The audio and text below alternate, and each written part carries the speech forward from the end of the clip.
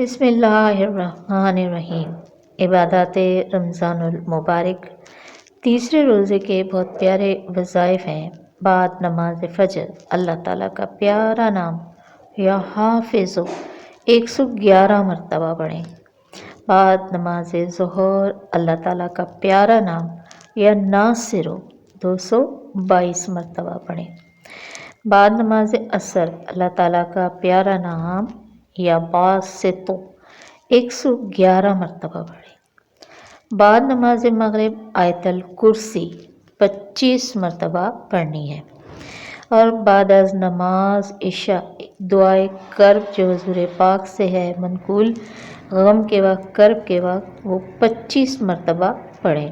اللہ اللہ ربی لا اشرک بہ شیئا۔ Like, share and comment. صدقہ جاریہ میں رمضان المبارک میں اپنا حصہ بھی ڈال لیجیے۔